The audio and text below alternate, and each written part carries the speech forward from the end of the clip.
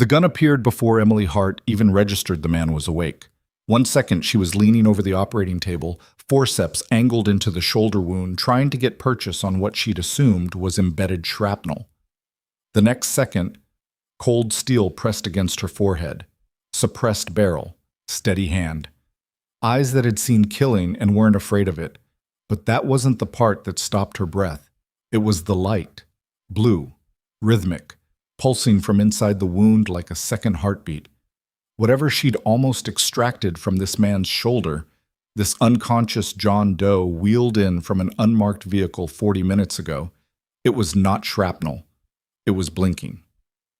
If this story already has your pulse up, stay with me. Subscribe so you don't miss what happens next.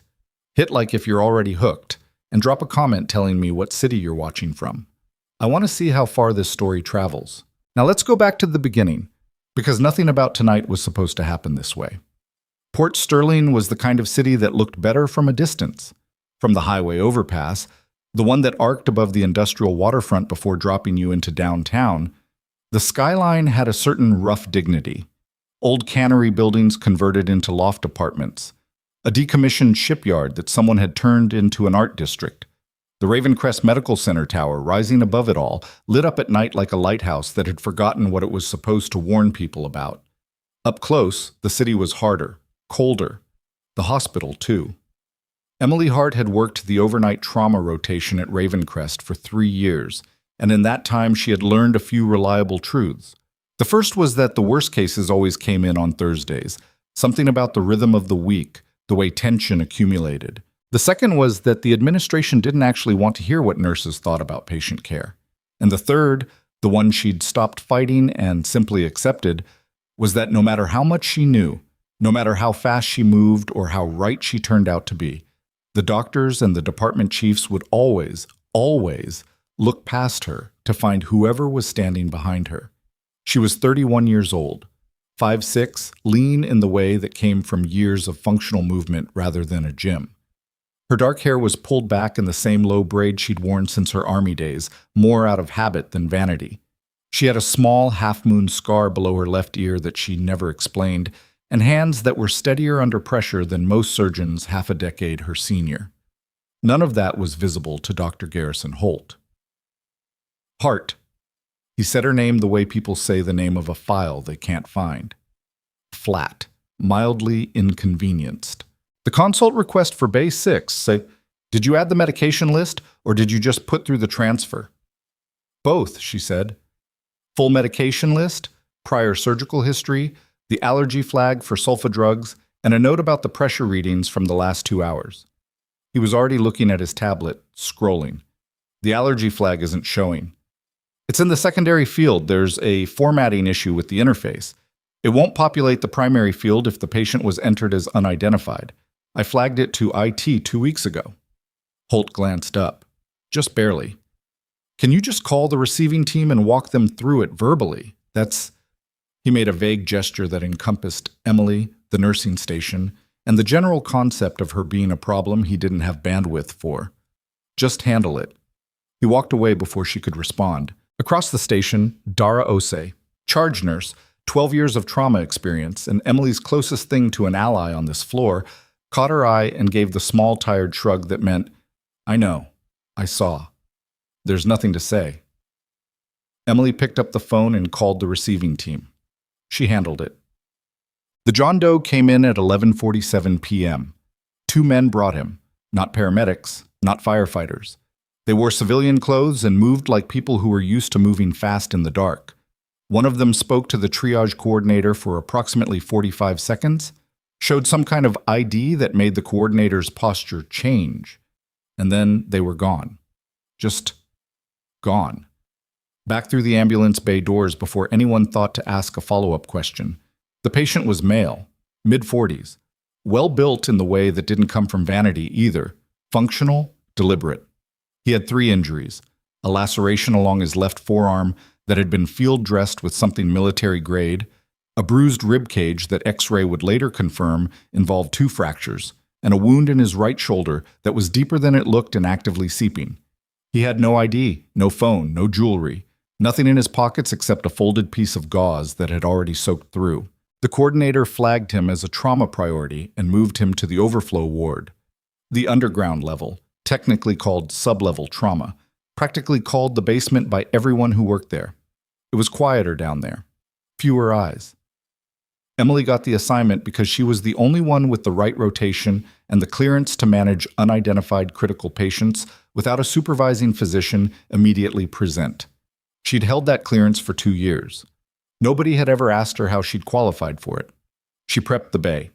Gloves, tray, secondary IV line because the field dressing on his arm suggested whoever had started treatment before didn't have time to do it right. She checked his vitals, low blood pressure, elevated heart rate, the particular pallor of someone who'd lost more blood than they were showing. She cleaned the forearm laceration and redressed it properly. Then she turned to the shoulder. The wound was roughly 2 centimeters across. Entry without exit. Whatever was in there had gone deep and stopped. She prepped her forceps and a scope light, adjusted her angle, and started working. She was 4 minutes into it when she felt it. Not the texture of metal, not the irregular edge of bone fragment, something smooth, cylindrical. And this was the part that made her stop. Warm, not body temperature warm. Warm the way something gets when it's running, when it's consuming power. She shifted the scope light. Blue. Faint. Rhythmic. Like a pulse.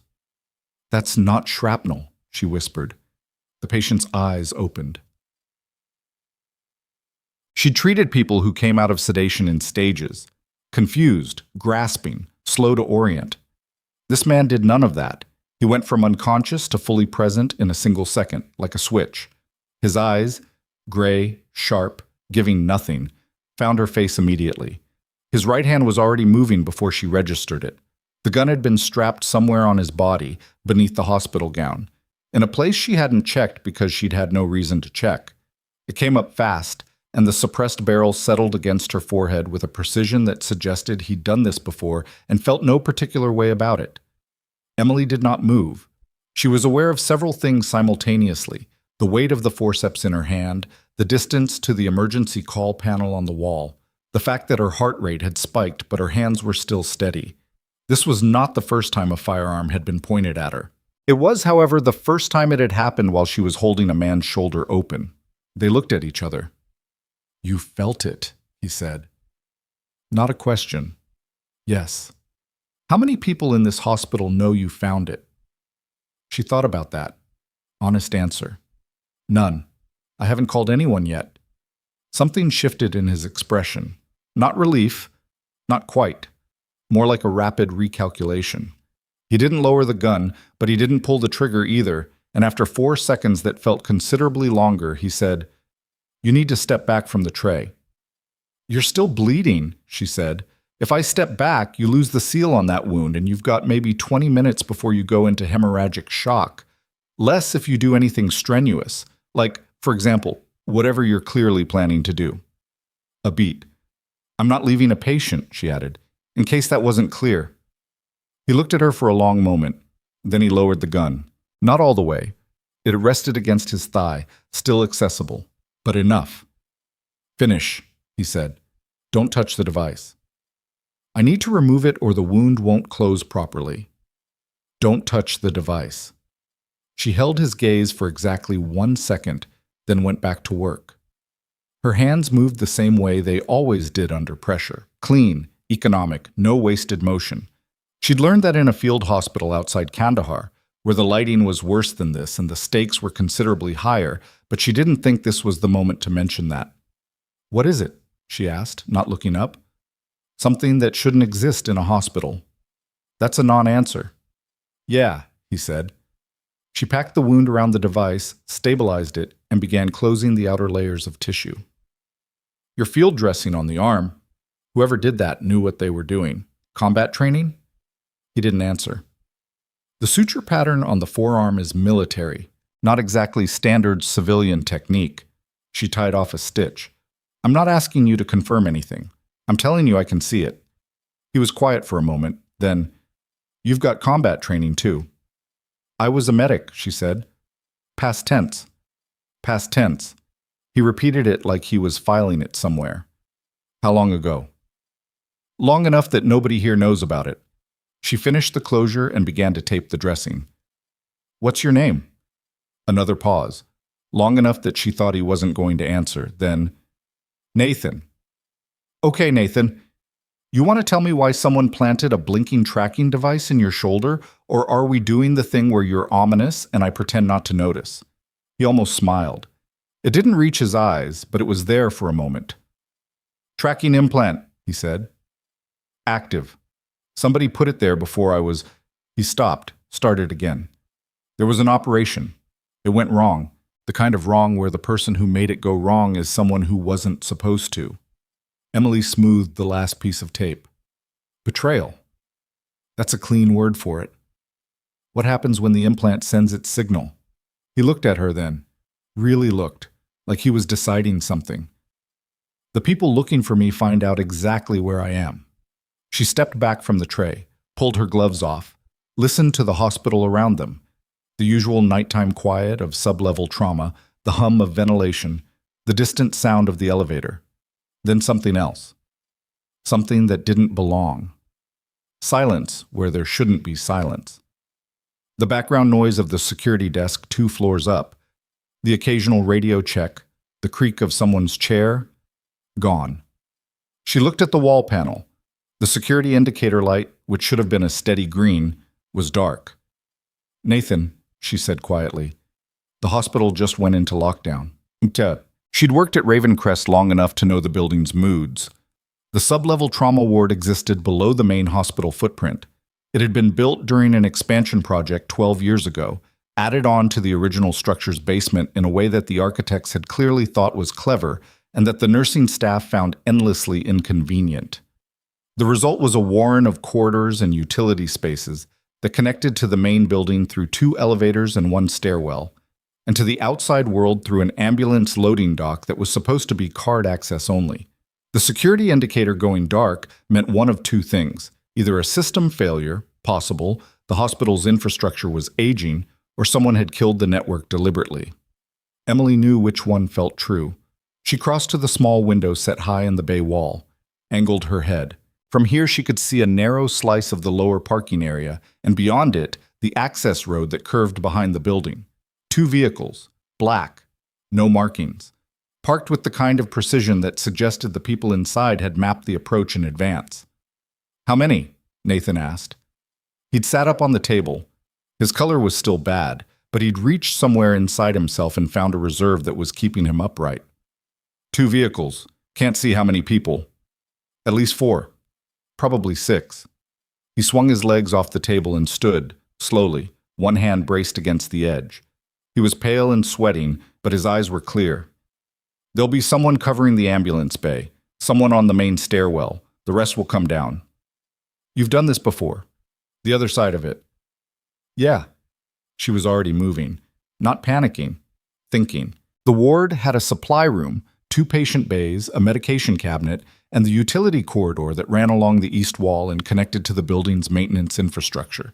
She'd walked that corridor exactly once, 6 months ago, chasing a rumor that the vending machines 2 floors up were supplied from down here. The rumor had been true. More importantly, she'd seen where the corridor led.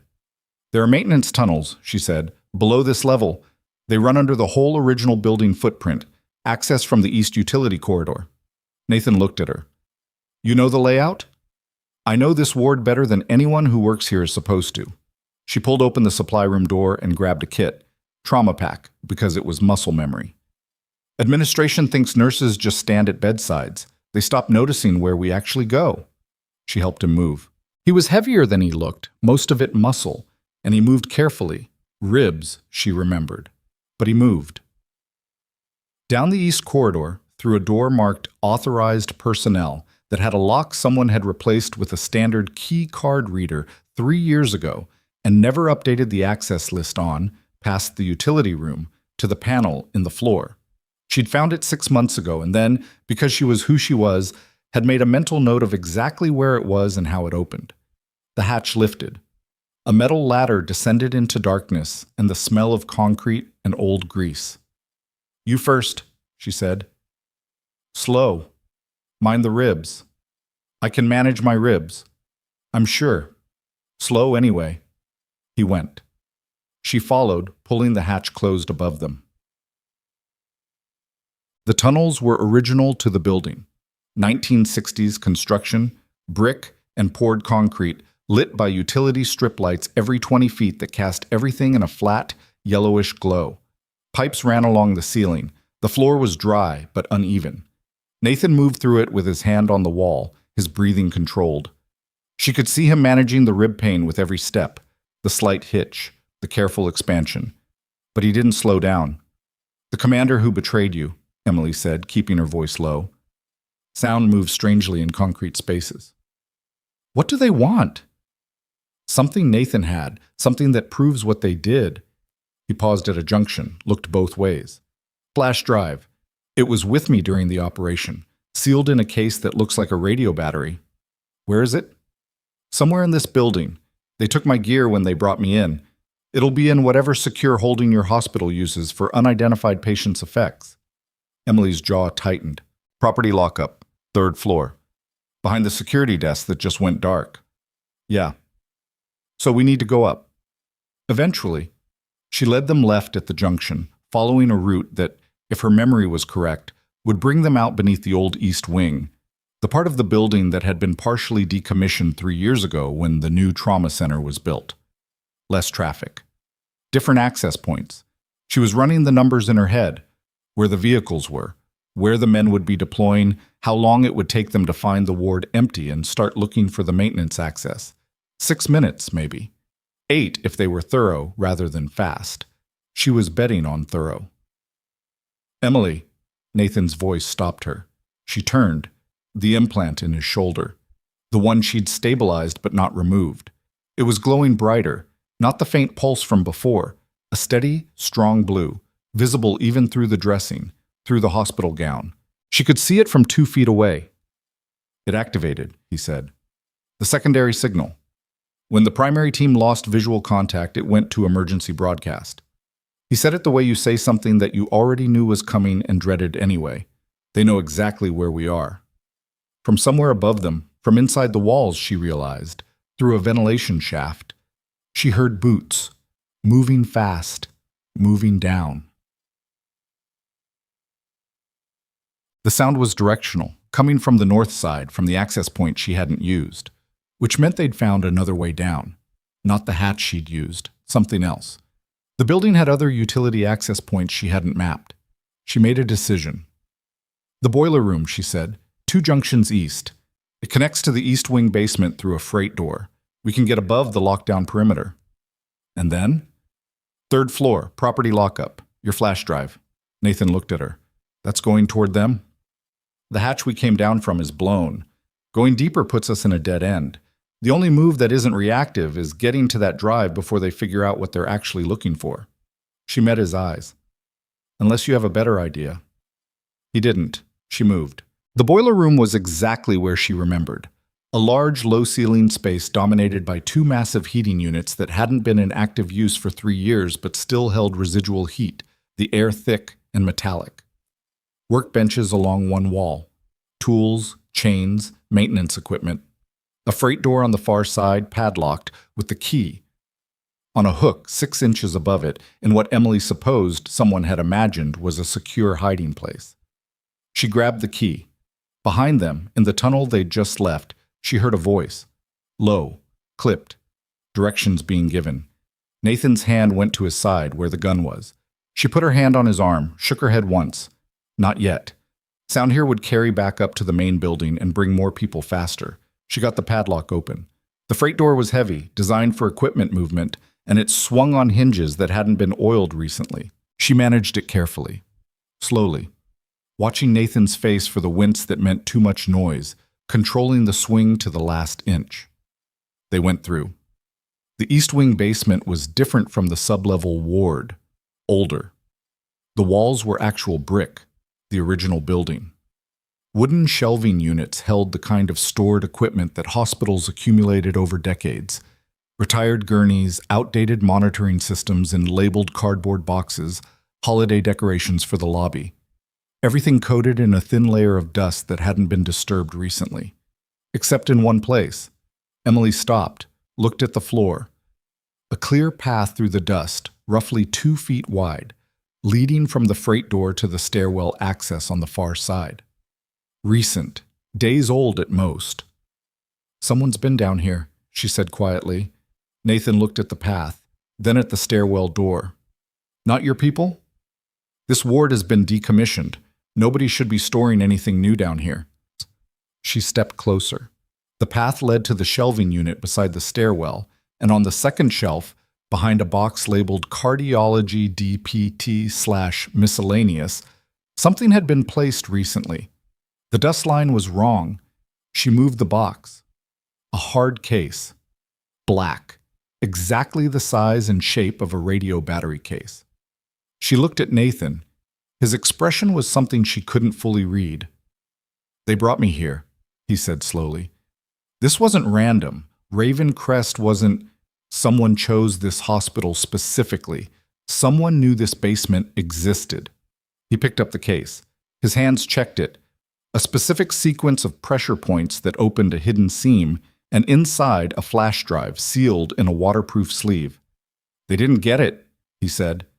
"They didn't even know to look here. Which means whoever dropped me off..." He stopped. From above them, through the ceiling, through the stairwell door, the sound of the elevator arriving. Multiple people. The controlled, purposeful sound of a team that had found what it was looking for. They knew exactly where Emily and Nathan were. The stairwell door at the far end of the basement began to move. The door swung open 6 inches before Emily moved. She crossed the basement in 4 steps, grabbed Nathan's arm, and pulled him behind the nearest shelving unit. The tall one, the one loaded with retired cardiology equipment, heavy enough that it wouldn't shift if someone walked past it. She pressed her back against the brick wall. Nathan pressed in beside her, his breathing controlled but shallow, ribs making full inflation expensive. The stairwell door finished opening. 2 men. She could hear them before she saw them. The particular sound of tactical gear moving, not the random jingle of keys or the soft scuff of nursing clogs, but the deliberate dampened movement of people who'd been trained to minimize noise and hadn't quite gotten all the way there. Boots on the concrete. Measured. Through a gap between 2 cardboard boxes, she could see a slice of the space. One man had cleared the doorway and moved left, sweeping. The second came through behind him, moved right, both armed, both wearing civilian clothes that were too coordinated, too dark, too identically functional to be accidental. These weren't security contractors. These were operators. Nathan's hand was on his weapon, down at his side. He didn't raise it. Raising it would make a decision, and decisions made in basements when you didn't know how many more were on the stairwell tended to compound badly. Emily made herself breathe slowly. She knew this room. She'd been in it for approximately 90 seconds, which wasn't long, but she'd been paying attention in the way she'd been paying attention to everything since she was 22 years old, and a sergeant named Bodrick had told her that situational awareness was the only thing you couldn't be resupplied with. She knew the freight door behind her was still unlocked. She knew the shelving unit she was pressed against was freestanding. She knew there was a second exit, a side corridor she'd clocked when they entered, barely visible, half blocked by a decommissioned gurney, marked with a faded placard that said, East Mechanical. She reached out slowly and touched Nathan's wrist, tapped twice. He looked at her. She moved her eyes to the corridor. He nodded. She let him go first because the corridor was narrow and he had the gun. He moved like someone who'd been shot before and had calibrated his pain tolerance against operational necessity, not gracefully, but effectively. She followed, keeping her weight on her toes, controlling every footfall. Behind them, she heard one of the men say something in a voice too low to make out, and the other respond with a single syllable. Neither sound was alarmed. They were still in search mode, hadn't found the gap in the dust or the disturbed shelving yet. The corridor was dark. She used her phone light for 2 seconds, enough to confirm it didn't dead end, enough to see the direction, then killed it. They moved in near darkness, her hand on the wall, Nathan's outline ahead of her until the corridor opened into a secondary utility space and beyond it, a different stairwell. Staff access. The kind used for equipment transport. The kind that came out on the second floor, not the basement, because of an architectural quirk she'd never understood and never bothered to. She understood it now. The second floor was internal medicine. Night shift meant skeletal staffing. 2 nurses at the station, A resident somewhere in the rooms, the normal quiet of a ward where most patients were stable enough to sleep. Emily came through the stairwell door and walked like she belonged, because she did. She was in scrubs. She had a trauma pack.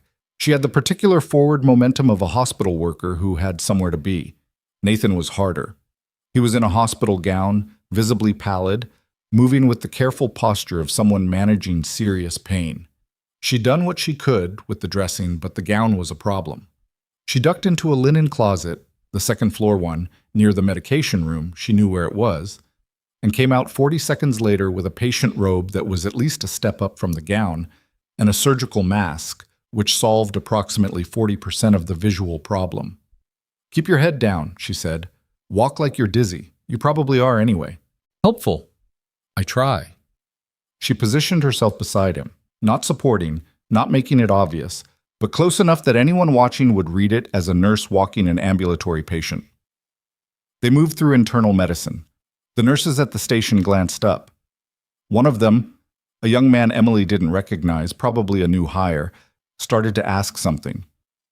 "Transferring to imaging," Emily said without breaking stride. "Cardiology order. Don't worry about it."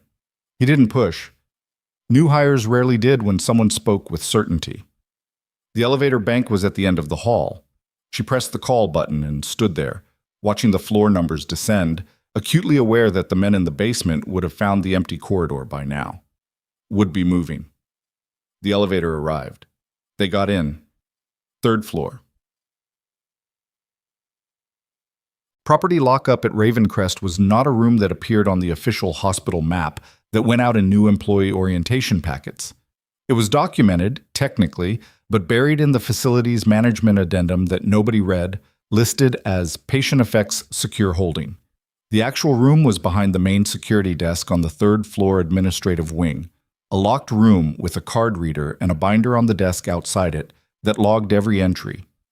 Emily had been in it 3 times, each time to retrieve patient belongings after a death, which required 2 signatures and a supervisor present, and always felt like an exercise in bureaucratic weight being placed on top of grief.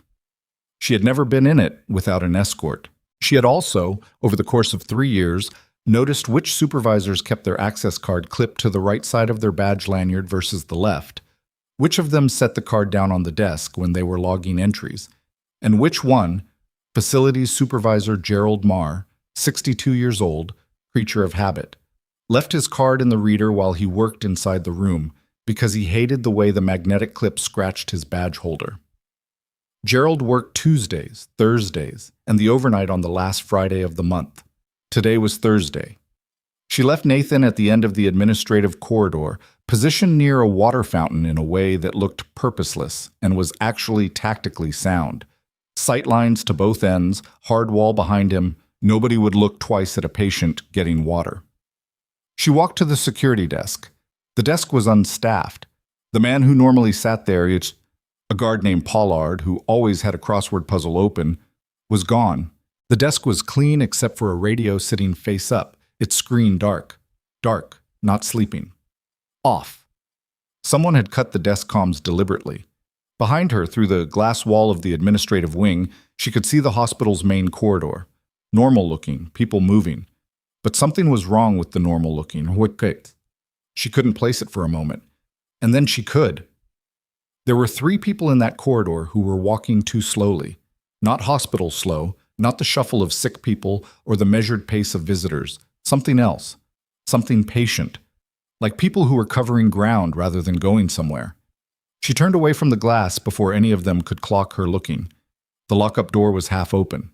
Gerald Marr's card was in the reader, exactly where she'd expected it. From inside the room, she could hear the sound of someone moving through shelves. The particular sound of someone searching efficiently through labeled storage. Not Gerald. Gerald moved slowly and narrated to himself while he worked. Whoever was inside that room was looking for something specific. Emily stood outside the door. Her heart rate was doing something that felt less like panic and more like the precursor to a decision. The flash drive case was in Nathan's hands. She'd seen him pocket it in the basement. Whatever was in this room, they were looking for it anyway. For Nathan's other gear, probably. For whatever he'd been carrying that might tell them what was on the drive. She should walk away, get Nathan, find another exit. She pushed the door open instead. The man inside turned around. He was positioned near the back wall, holding a sealed evidence bag. Patient effects, she could see the intake form attached. He was maybe 35, dark clothing, and for a split second his face did the thing faces did when they registered someone unexpected. The fraction of a second before the professional override kicked in. Emily used that fraction. She threw the trauma pack at him, not as a weapon, as a distraction, the way you threw something at someone to get their hands to move. And then she was inside his reach, one hand on the wrist of the arm that was reaching for his weapon, her knee already going for the inside of his thigh, where the femoral nerve sat close enough to the surface that striking it correctly felt like getting hit by a car. He dropped.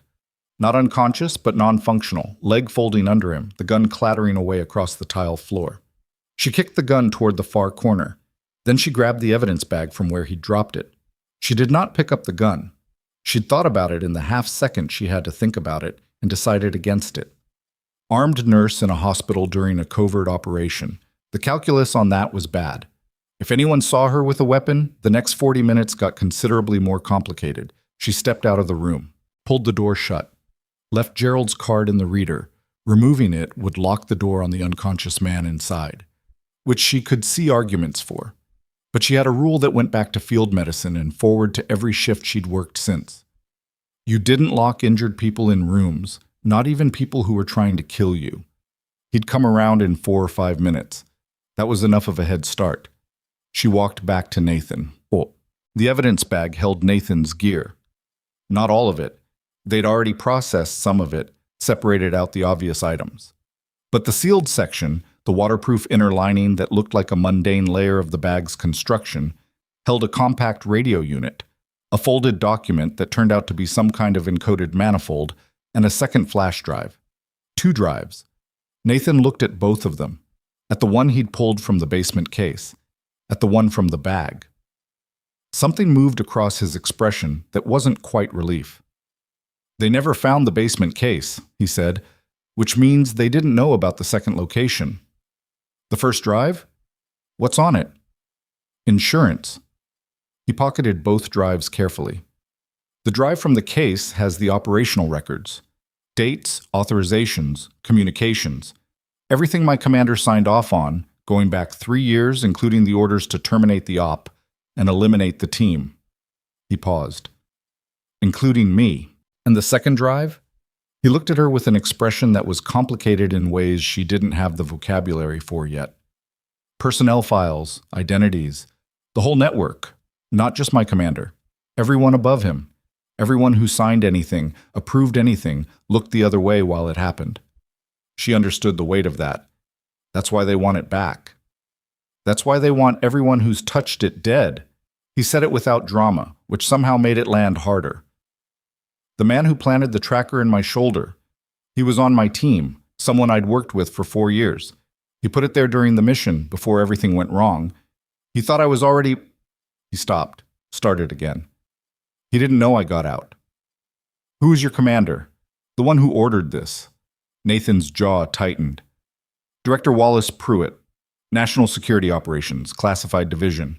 22 years in, 3 commendations, and a body count that would fill this ward twice over if it ever got out.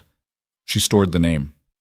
Okay, he repeated, like he wasn't sure what to do with someone who responded to that information with a single syllable and kept moving. We need to get out of this building, she said, and then we need to get those drives somewhere they can't follow them. There's a contact, someone who doesn't know Pruitt, who works outside the division. If I can get to a clean line, we'll work on the line, she said. First, we work on out. Go on. The 3rd floor administrative wing had 4 exits. 2 elevator banks, the staff stairwell she'd already come up, and an emergency stair on the west end of the building that connected directly to the parking structure. The parking structure had its own exits, its own cameras, and its own vulnerabilities. And it was also, she remembered this because she'd complained about it in a staff meeting once, to no visible effect. One of the areas of the hospital where security coverage had gaps, because the camera refresh rate was every 45 seconds, a cost-cutting measure from 3 years ago that nobody had fixed. She chose the emergency west stair. Getting to it meant crossing the main administrative corridor, which was the corridor with the glass wall, which was where she'd seen the three people moving too slowly. She did a calculation that involved the gap between two supply carts, the rhythm of the shift change that would start in 11 minutes on this floor, and the fact that the west end of the admin corridor had a blind spot created by the server room door. She was not moving perfectly. Nothing about this was surgical or controlled. She was improvising inside a building she knew well, with a man who was losing color by the increment, with an unknown number of operators between her and any functional exit. There was a version of the next 20 minutes that went badly in ways she couldn't predict. She had made peace with that version's existence somewhere around the time she'd thrown the trauma pack at the man in the lockup room, and it was making her sharper rather than worse. They moved through the administrative corridor in a gap between slow-moving patients and a dietary cart. She clocked two of the three watchers, one near the elevator bank, one near the nursing station. The third had moved, and not knowing where the third one was, sat in the back of her awareness like a splinter she couldn't get at. The server room blind spot. The emergency stair door. She pressed the bar and it swung open. The stairwell was empty. They went up, not down, because down was where at least three separate converging teams would be, and up was where nobody would expect an exit to be. The roof access, she knew from a conversation 2 years ago with a maintenance technician who'd fixed a ventilation unit, connected to the parking structure's top deck through an external walkway that had been installed for equipment transport and never properly secured. The roof door required a facilities key that she didn't have. It also required the key to work at all, which it wouldn't, because 3 years ago Emily had been up here for a CPR refresher training session held outside because the building's HVAC had failed, and she'd noticed that the door's self-locking mechanism was broken. It latched, but didn't lock. And she had submitted a maintenance request that had never been resolved because it was on the roof and nobody cared about the roof. The door opened. Cold air, dark sky. The Port Sterling waterfront spread out below them, the lights of the harbor district smeared in the low clouds. The walkway was there, exactly where she'd been told it was. A metal grate bridge connecting the hospital's roofline to the parking structure's top deck. Nathan looked at it. The walkway was narrow, the wind had picked up, and the top deck was 40 feet above street level. "You have a problem with heights?" she asked. "No." "Good, because I might."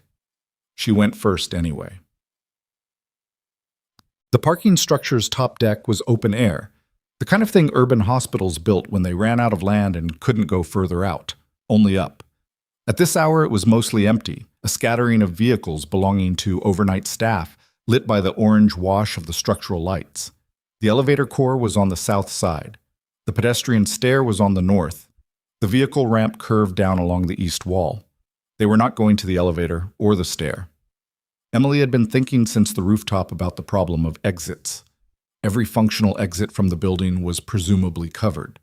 The parking structure's vehicle ramp would put them on Meridian Street, which she'd seen from the window, black vehicles on the access road, and which was therefore compromised. The pedestrian exit connected back to the hospital lobby. The north end of the top deck had a different feature. She'd noticed it when she'd parked up here once during a period when the lower decks were under renovation and spent 5 minutes sitting in her car before a shift she wasn't ready to start. The north end had a maintenance access that led to the external fire escape on the building's north face, which terminated at a service alley that connected to Wharf Street. Wharf Street ran parallel to the waterfront. It was not on the hospital's main traffic grid. It was narrow and commercial and lined with the back entrances to loading docks and the kind of businesses that ran overnight operations. A fish processor, a cold storage facility, a commercial laundry service that did hospital linen contracts. She knew the laundry service. She'd been on the intake dock once, years ago, to help a lost delivery driver who'd come to the wrong entrance. She'd talked to the overnight supervisor for maybe 3 minutes. The supervisor's name was May Trong, and May had been friendly in the particular way of someone who worked nights and was always slightly surprised when people were decent to them. Emily didn't have a plan involving May Trong. She had a direction and a possibility, which was more than she'd had 40 minutes ago in a basement with a gun at her head. They reached the maintenance access. Nathan was moving slower. She could see it, not giving up, but the body's arithmetic catching up with the will's override. Blood loss, pain, The accumulated metabolic cost of staying functional through a series of situations that were extremely unkind to recently sutured wounds. "Stop," she said. "I'm fine." "You're not fine. Stand still." She opened the trauma pack. There wasn't much left in it. She'd grabbed it in the ward and used the field supplies already. And the bag was primarily a structural shell with some backup materials. But she had what she needed, and she reworked his shoulder dressing with the materials she had, tighter, better support for the tissue she'd closed. He held still for this, jaw set, looking at the city lights over her head. When she finished, she stood up and found him watching her. "In Kandahar," he said. "What were you doing there?" She'd been half expecting it. The question that the prior conversation had been circling. She answered it without fuss. "Attached to a forward surgical team, rotations through fire-based medical facilities. 3 years, 2 deployments." She packed the bag. "I came back and they told me I was overqualified for nursing programs with my field credits and undercredentialed for anything that required a 4-year degree completed before service. So I went through LPN certification, then RN, and I've been doing this for 5 years. And nobody here knows. I put it on my application. It's in my personnel file." She closed the bag.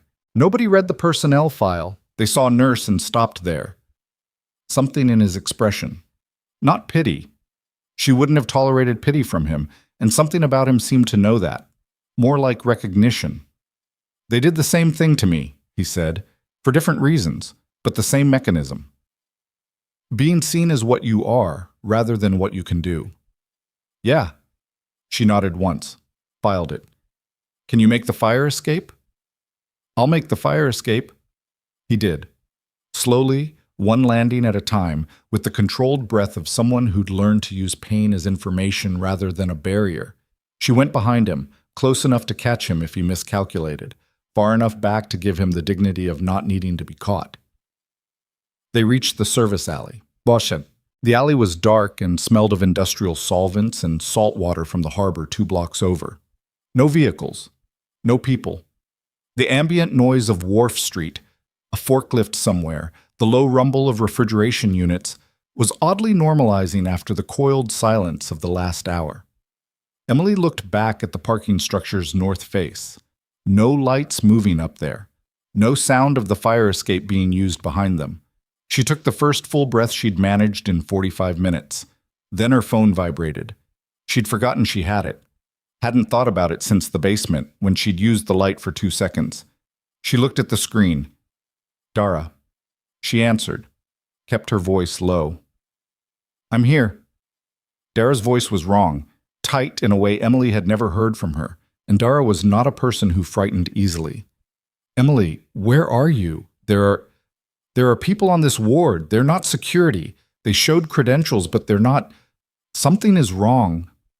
"I know." She looked at Nathan, who was watching her face read the situation.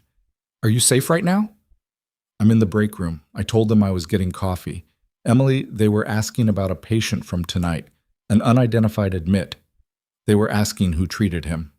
She closed her eyes for 2 seconds. "Don't answer that. Tell them you don't remember. Shift blur, you see 30 patients. You can't." "I already told them." Dara's voice dropped further. "I told them it was you." Emily was quiet. "I didn't know. I thought they were investigating something. I didn't know what was happening. So, it's okay," Emily said, and meant it. Dara had no reason to lie to hospital security. She'd had no reason to think it was anything other than a routine inquiry. "It's okay. Listen to me. Get out of the break room, go to the main lobby, and stay in a public space. Don't go anywhere quiet with those men. Don't go back to sublevel." "What is happening?" "I'll explain when I can. Go to the lobby." She paused.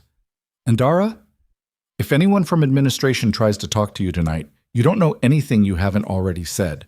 That's not protection for me. That's protection for you." She hung up. Nathan was still watching her. "Your colleague. They know I treated you. They have my name." She put the phone in her pocket. "Which means this stops being about getting you out of the building. It becomes about both of us getting out of the building because I'm now a loose end in their accounting." He took that in without adding to it. That was something she was starting to calibrate in him. He didn't fill silence with explanation or reassurance. He processed and moved. She appreciated that more than she could say. "The contact you mentioned," she said. "The clean line. Is it a person or a dead drop?" "Person. Former colleague. Outside Pruitt's division entirely. She works federal oversight, a different agency. She's been building a case independently. If I can get the drives to her, she has the authority to act on them." "Name?" He hesitated. "Not long." "Calloway?" "Marin Calloway. She's stationed out of the federal field office on Crane Avenue." Emily knew Crane Avenue. It was 12 blocks northeast of the hospital, in the government district, a neighborhood of nondescript office buildings that housed the kind of agencies whose names weren't on the building directories. She'd walked past the building once, going to a clinic appointment at a federal health services office next door. 12 blocks, she said. On foot, with limited mobility, through a city where we don't know who's covering what ground. He said it without inflection. "Any part of that sound familiar to you?" He almost smiled again. "Yeah." "Then we move." She checked the alley both ways, clear. "Stay on my left. If I stop, you stop. If I change direction, you follow without asking until I tell you why." "Understood." "And Nathan." She looked at him directly. "If you go down on me, if the ribs or the shoulder or the blood loss catches up with you, I'm not leaving you in an alley. I don't leave patients in alleys, so don't make that a choice I have to fight you about." He looked at her for a long moment. Something shifted in his expression. Not gratitude, exactly. Something more fundamental than that. "Understood," he said again. Different weight to it this time. They moved out onto Wharf Street. The 12 blocks to Crane Avenue were not 12 straightforward blocks. The street grid in this part of Port Sterling had been laid out in the 1800s before urban planning was a coherent concept, then modified twice for the waterfront development, then partially rerouted when the shipyard was decommissioned, and the result was a neighborhood where you could walk in what felt like a straight line and arrive somewhere 40 degrees from where you'd intended. Emily had lived in this city for 6 years. She knew the grid's distortions. She took them east on Wharf, then north on a cut-through called Sander Lane that ran between the cold storage facility and a parking lot, then east again on Commercial. Nathan matched her pace, which meant he was working harder than he was showing because her pace was faster than the average person's and his body was running on reserve. She didn't mention it. He didn't ask her to slow down. Halfway along Commercial, she felt it before she saw it. The particular quality of attention that a street has when someone on it is watching. She walked them around a corner into a doorway. The recessed entrance to a wholesale supply company, closed, dark, and waited. A car came around the corner she'd just left, moving slowly. Civilian vehicle, dark-colored, moving at approximately 10 miles per hour along a commercial street at 1:30 a.m. No reason to go that slowly except surveillance. It passed. She watched it until the taillights went around the next corner, waited another 30 seconds. "Perimeter sweep," Nathan said quietly. "They've expanded it. They're not just covering the hospital anymore." "No, they're not." He leaned against the door behind him, and she could see the fraction of relief in his posture that he allowed himself. Just the weight of the brick taking some of the work off his legs. "Pruitt has resources. The people in the hospital were the quick response element. The perimeter is the secondary containment." He paused. "He's done this before. When the op went wrong, he had 40 minutes and a citywide perimeter in place. Same pattern. He's contained a city before. 2 cities, both attributed to security incidents after the fact." He looked at her sideways. "You should understand what we're actually carrying. It's not just Pruitt. The drives have records going back 7 years, 4 operations, 18 people dead who weren't supposed to die, and 17 of those deaths were recorded as accidents or enemy action." He stopped. "Let that sit." The 17th was recorded as a training accident. She was 24 years old. Her name was Solis. Emily held that. Didn't immediately move past it, because some information deserved a second before you filed it, and continued. "Marin Calloway," she said. "How does she connect to this?" Solis was her analyst. "She's been looking for proof for 14 months. His voice was level. "She didn't know I existed until 6 weeks ago, when I found a way to contact her. I've been building this since before that. Since I figured out Pruitt had ordered the hit on my team, but she has the agency standing to do what I can't. I can get the drives to her. She can move." They went back into the street.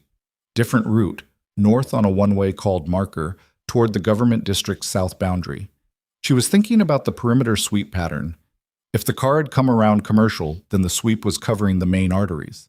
The pattern would have gaps, almost certainly on the smaller cut-throughs, the ones that weren't on any official map because they'd never been officially named, the kind that existed in old city grids as remnants of alleys that had been half absorbed into adjacent properties. She knew one that connected Marker Street to the backside of the government district, through what was technically private land, a narrow passage between two 1920s-era buildings that hadn't been developed or blocked off because neither building's owner had ever gotten around to disputing access.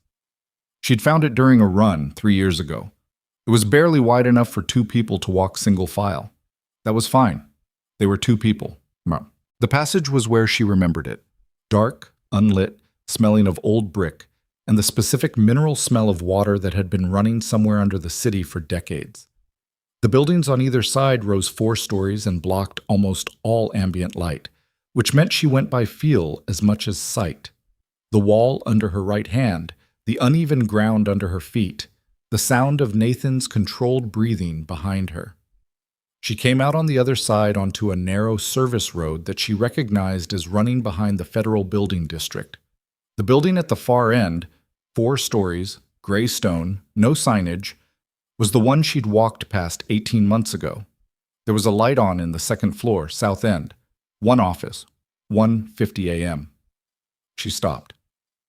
"That your building?" she asked. Nathan looked. Something in his face shifted. "That's it. Is Calloway a night shift person?" "She doesn't sleep much. She told me that the last time we talked." He was watching the lit window. That could be her. Emily studied the building's exterior.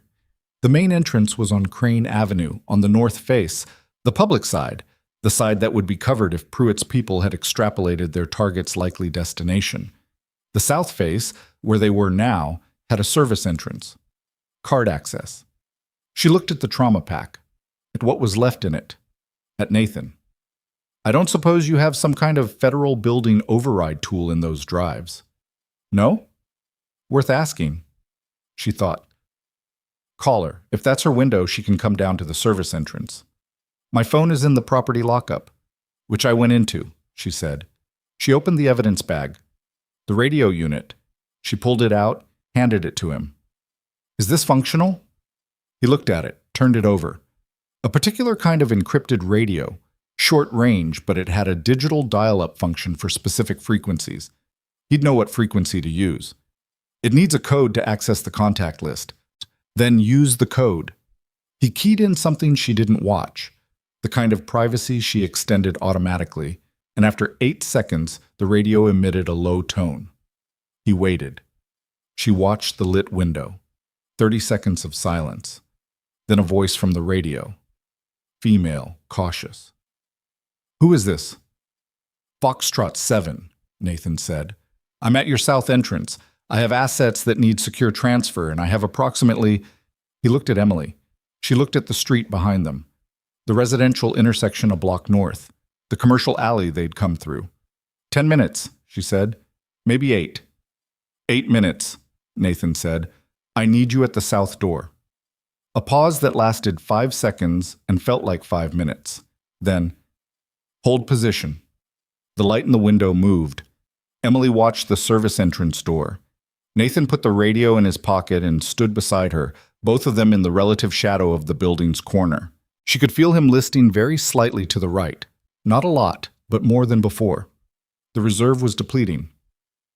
When this is over, he said, not quite looking at her. What do you do? Go to work, she said. At Raven Crest. I don't know. She meant it. She hadn't thought past the next 8 minutes, which was intentional. There was a version of overthinking the future that made the present unmanageable. At some hospital. They should put your record in the front of your file. My army record? Yeah. She was quiet for a moment. Didn't change much the first time. It will now. She wasn't sure she believed that. But she didn't argue it. The service entrance door opened. A woman stood in the threshold, mid-40s, dark coat thrown over what looked like the remnants of a work outfit, reading glasses pushed up on her head, the specific expression of someone who had been waiting a long time for something to break and was recalibrating at high speed to the reality that it had. Marin Calloway looked at Nathan, then at Emily, then at Nathan's pallor and the way he was standing. "You're hurt," she said. "He needs a trauma-capable facility," Emily said. "And before that, a sealed environment where those drives can be transferred to your custody." In that order. Calloway looked at her. Sharp assessment, quick. "You're the nurse." "I'm the nurse," Emily said. "You want to have a conversation about that, or do you want to do it inside?" Calloway stepped back from the door. "Inside," she said. They went through. The service entrance opened into a corridor. Institutional, fluorescent, functional. And Calloway was already moving ahead of them, talking in a low voice on a different phone, the kind of rapid-fire professional shorthand that meant she was mobilizing something. Emily heard fragments: secure transfer, federal priority, medical support to my location. She heard a name spoken once, quietly. Pruitt. And then Calloway turned and looked at them, and there was something in her face that was neither triumph nor relief, but the specific look of someone who had done a long, hard thing for a long time and had just reached the point where it mattered. She held out her hand for the drives. Nathan looked at Emily first. 1 second, just a look. Then he placed both drives in Calloway's palm. Calloway closed her hand around them. From outside, on Crane Avenue, the sound of a vehicle. Then another. Then the particular sound of a third vehicle, this one heavier, pulling up fast. Emily crossed to the narrow window beside the service entrance. Looked out, not Pruitt's vehicles. Different configuration, federal plates. She knew the style from the vehicles that occasionally came to the hospital on law enforcement transfers. These were organized, fast, and they were surrounding the building with a purposefulness that was not a perimeter sweep. It was an arrest formation. She turned to ask Calloway what exactly she'd set in motion. Calloway was already on a second phone, and this time the name she spoke clearly was not Pruitt. It was someone above Pruitt, and her voice, when she said it, had the careful precision of someone who had just dropped the first domino in a sequence that was going to run a very long way. The service entrance shook with a knock, hard, official, the sound of a federal agent who doesn't intend to be kept waiting. And Emily stood in that fluorescent corridor, drives transferred, 12 blocks from the hospital where she'd clocked in for a standard overnight trauma shift, and understood for the first time that whatever happened next, there was no version of the next 24 hours that looked like anything she'd planned for. The knock came again. Calloway didn't answer the door. She was looking at her phone. Her expression had gone from controlled to something under it, something tight. She turned slowly and looked at Nathan. "There's a problem," she said. "There's a problem," Calloway said. She turned the phone so they could see the screen. A text message, 6 words and a set of coordinates. "He's not coming alone. Get out." Nathan read it, his jaw set. "Who sent that?" "Someone inside the agency who owes me," Calloway said. She was already moving, pulling a coat from a hook near the service corridor, reaching into a desk drawer for something Emily couldn't see. "The federal vehicles outside, they're not entirely mine. Pruitt has a liaison embedded in the regional field office. Agent named Barlow. He's been feeding Pruitt's team location data for the last 8 months. He's in one of those vehicles." The knock came a third time. Then a voice through the door. Federal identification. Open up, the particular cadence of someone with legal authority and backup. "How many are Pruitt's?" Nathan asked. "At least 2 in that formation, possibly 3. She found what she'd been looking for in the drawer, a compact encrypted hard drive reader. She inserted the first flash drive, waited 3 seconds, pulled it, repeated it with the second. "The content is now copied to an off-site secure server. Automated dissemination to 4 separate federal oversight channels if I don't enter a code in the next 48 hours. She pocketed both original drives and looked at Nathan. "Pruitt can take those drives back. He can take me. The files are already out." Nathan's expression was difficult to read. "You built a dead man's switch." "I built it 14 months ago for a moment exactly like this one."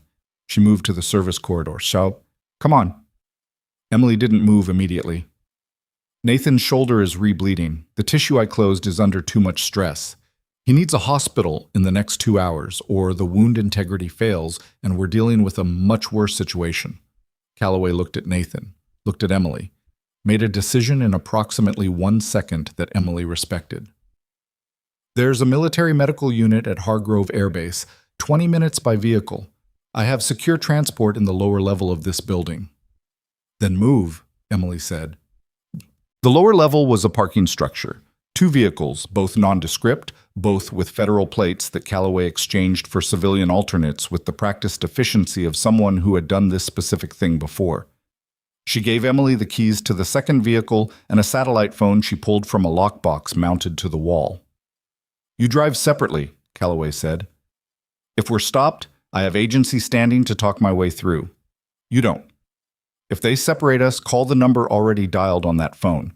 It rings a secure line at Hargrove. Tell them Calloway 7, they'll come to you. She paused.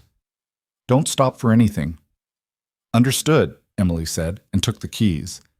Nathan looked at her from the passenger side of Calloway's vehicle. He wanted to say something.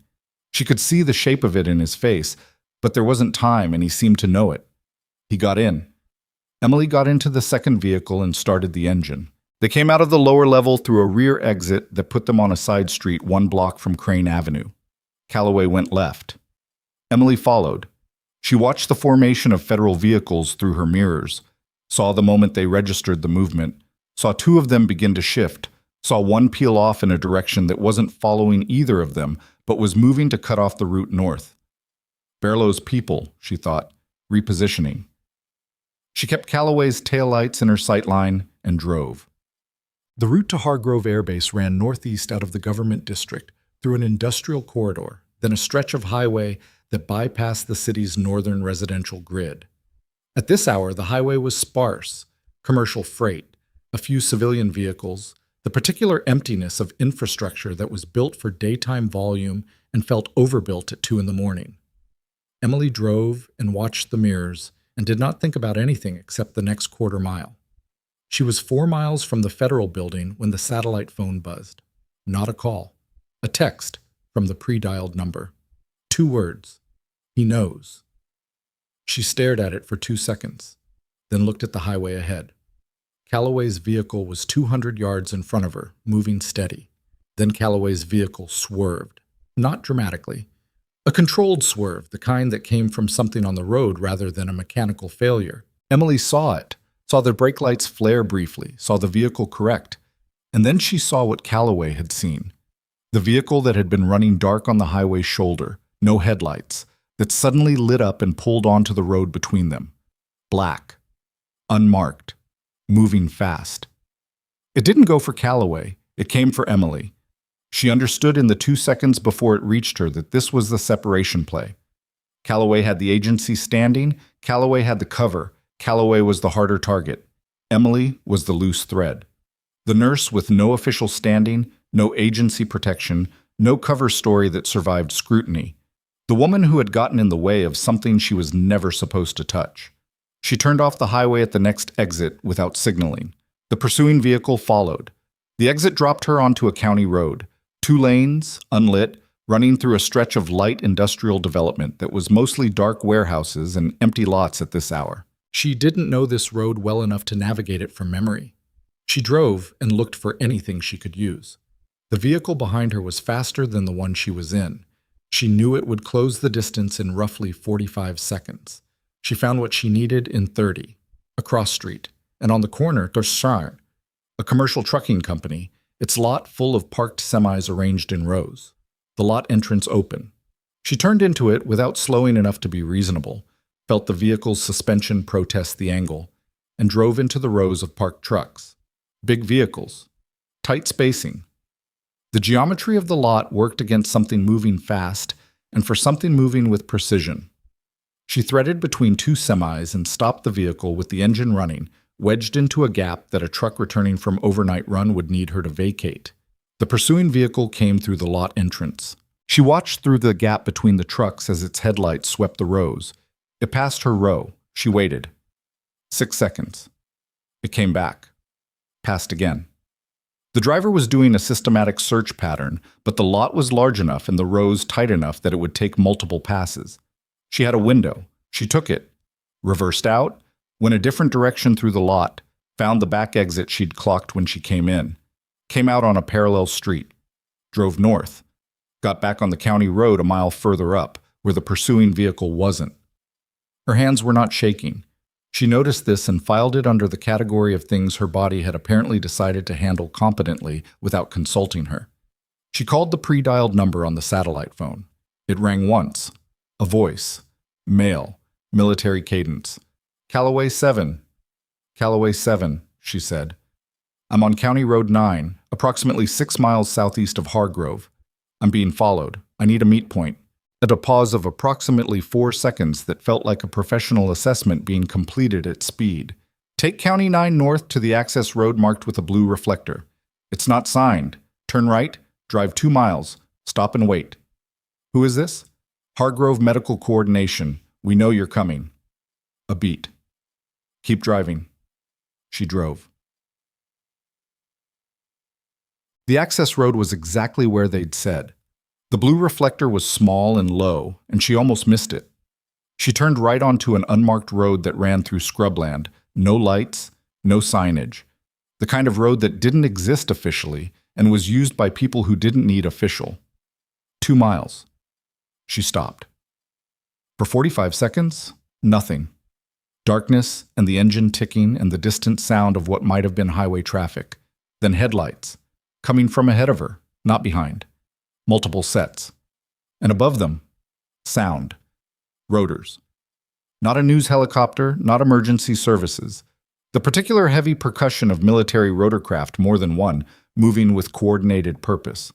The vehicles stopped 30 yards ahead, and doors opened and people came out with a speed and organization that Emily recognized from a different context.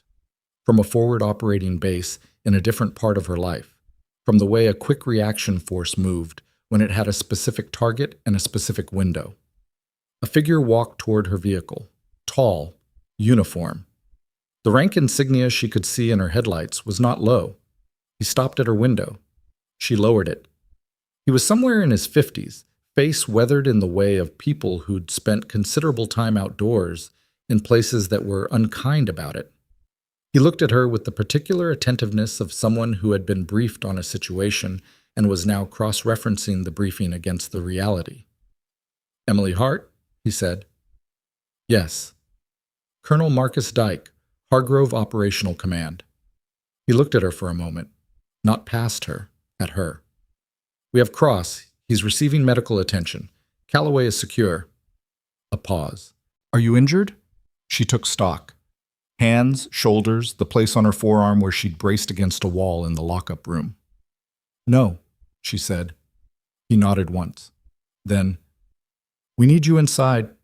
There's a situation developing at the federal building that involves your hospital, and Callaway says you're the only person with complete situational knowledge of what happened in sublevel trauma tonight."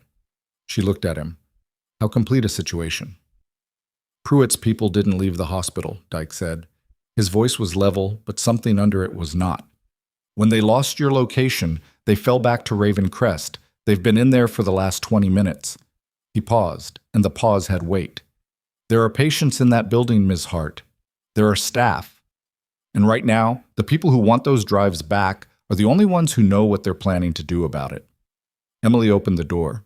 She was already thinking about the ward layout, the staff shift schedule, the 14 patients currently in sublevel trauma. She was thinking about Dara, who she'd told to go to the lobby. She was thinking about the structural reality of a hospital where armed operators had just decided they had nothing left to lose. "Then stop briefing me," she said, "and let's go."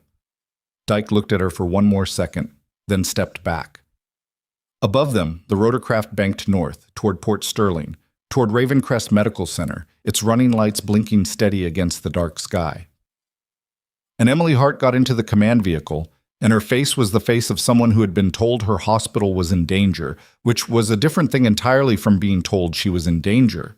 And anyone who knew her history would have understood immediately that the difference mattered enormously.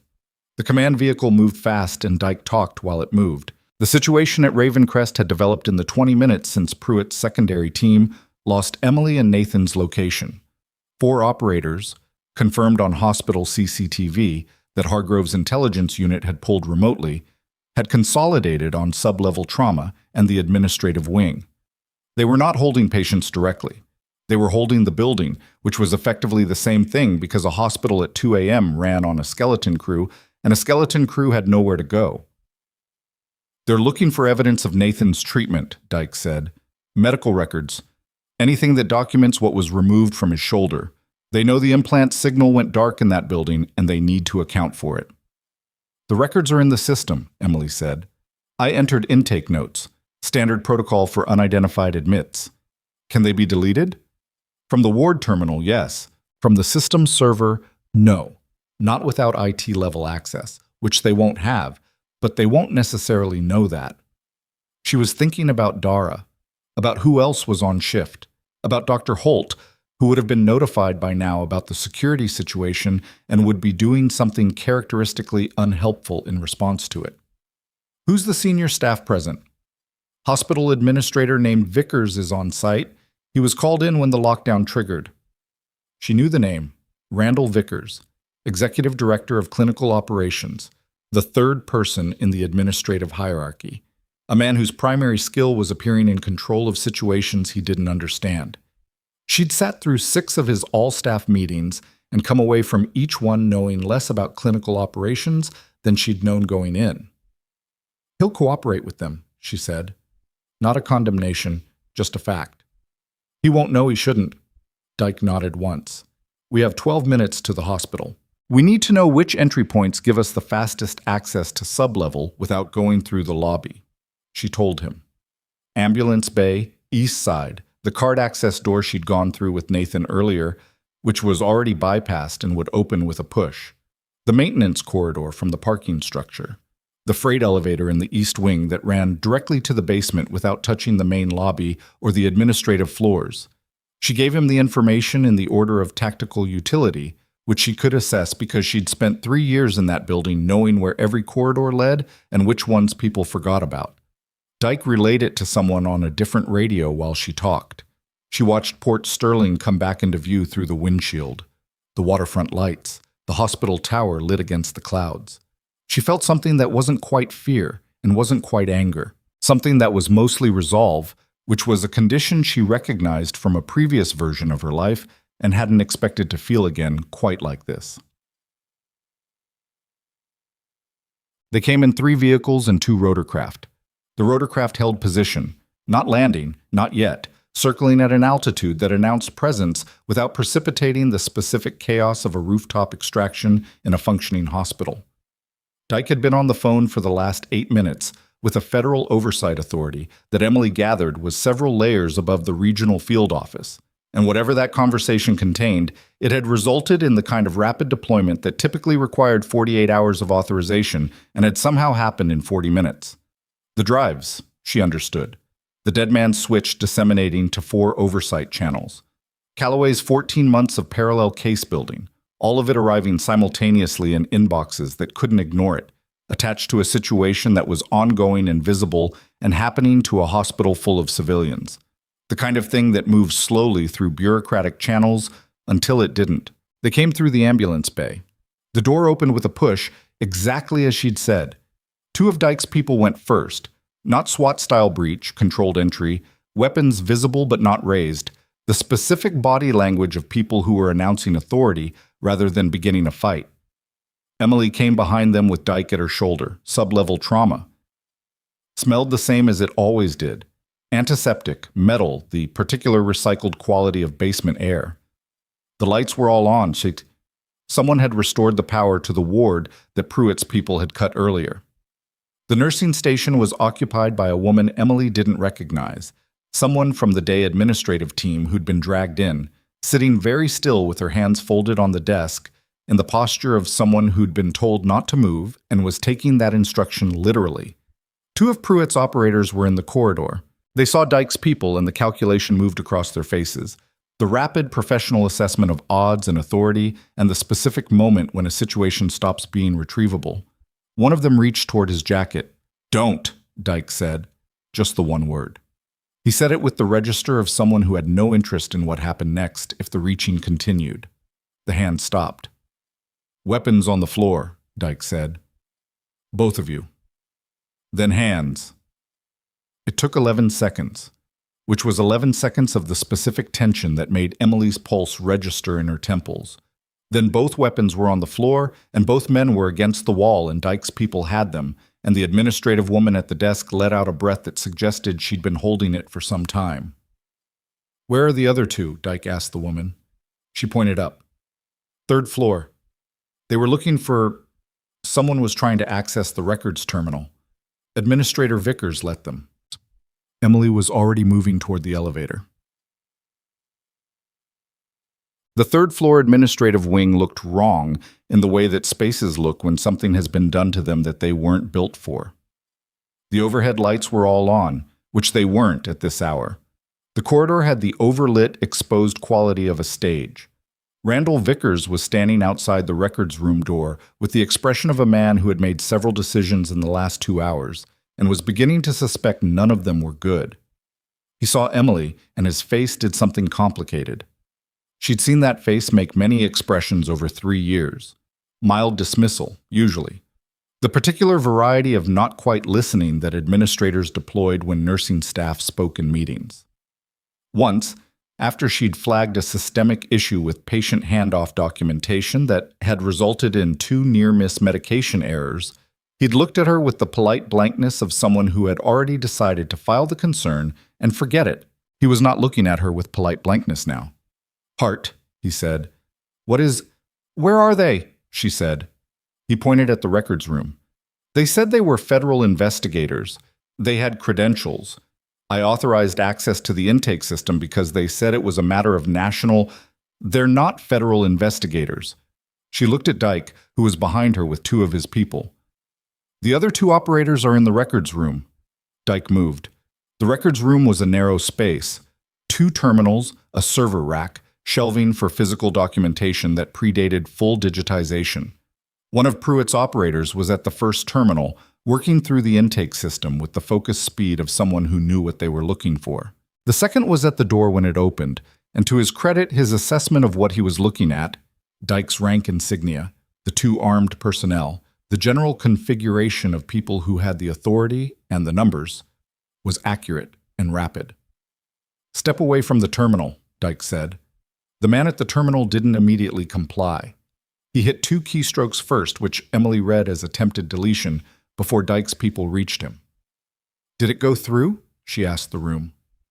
One of Dyke's personnel, a woman, younger, who moved to the terminal with the familiarity of someone who knew systems, checked. "Attempted. It flagged. The system rejected the deletion request. Insufficient access level." Emily exhaled. The records were intact. The intake documentation, Nathan's arrival, her assessment notes, the initial wound description, all of it was intact, which meant the evidentiary record of what had happened in this hospital tonight was complete and unaltered. Both operators were secured. Dyke was on his radio again. Emily stood in the records room doorway and watched Randall Vickers standing in the administrative corridor, looking at the men his hospital had just let through its door. And she watched him understand, slowly and visibly, the specific nature of what he'd authorized. She felt a complex emotion about that, not satisfaction exactly, something more like the particular exhaustion that came from being right about something for a long time without anyone listening, and then watching the listening happen too late. The next 90 minutes were the kind of controlled chaos that Emily understood better than most people in that building. Dyke's people processed the 4 secured operators. A federal response team, legitimately federal, Callaway's oversight authority, people with proper credentials that could be verified by the hospital's legal team, which was being mobilized by phone, arrived and began the documentation process. The hospital's senior medical staff were called in. The lockdown was formally lifted, which meant that the overnight staff who'd been holding their positions in break rooms and supply closets could finally move. Dara found Emily in the sub-level corridor at 3:20 a.m. She came around the corner from the elevator and stopped when she saw Emily, and for a moment neither of them said anything. Dara was still in her scrubs. She had the look of someone who'd been scared and then angry and then scared again, the emotion cycling through without a resolution. There was a coffee cup in her hand that was clearly a prop, something to hold. "You okay?" Emily asked. "I told them who treated him," Dara said, still carrying it. "I know. It's okay. I didn't know Dara." She said it firmly, but not harshly. "You didn't do anything wrong. You answered a question from people who looked like they had authority. That's not a mistake. That's a reasonable response to a situation you had no context for." She paused. "I'm the one who had context. None of this is on you." Dara looked at her for a long moment, then at the corridor around them. The federal personnel, the secured documentation, the controlled purposefulness of people doing serious work. "What is happening, Emily? What actually happened tonight?" Emily considered how to compress it. "A man came in with something in his shoulder that people with a lot of resources wanted back. I treated him. Then I helped him get somewhere safe. And then people with more resources showed up to deal with the first people." She looked at her friend. "The short version is that it's over, and the right people ended up in charge of it." Dara absorbed that, looked at Emily's arm, the scrape she'd gotten in the lockup room, which she'd cleaned but not dressed, and which had dried to a line of dark scab. "You're hurt." "Minor." In a minute." She put her hand on Dara's arm briefly. "Are all the patients accounted for?" "Yes. I did a full round when the lockdown lifted. Everyone's stable." Dara paused. "Including the ones Garrison Holt managed to ignore the paperwork for while all of this was happening, because apparently a covert federal operation doesn't interrupt his administrative habits." Something loosened in Emily's chest. "That sounds about right." At 4:15 a.m., Dyke found her in the sub-level nursing station doing what she would have been doing if none of tonight had happened. Updating patient records, cross-referencing medication schedules, filling in the documentation gaps that had accumulated during the 6 hours she'd been otherwise occupied. He stood at the station for a moment before she acknowledged him.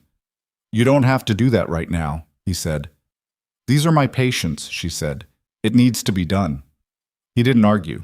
He sat down in the chair across from her, the chair where physicians usually parked themselves when they wanted to review charts without actually going to see a patient, and he looked at her the way she was getting accustomed to him looking at her, like he was updating a file.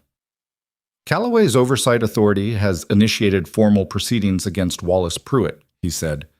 "The drive's contents have been received and verified by 3 separate federal agencies.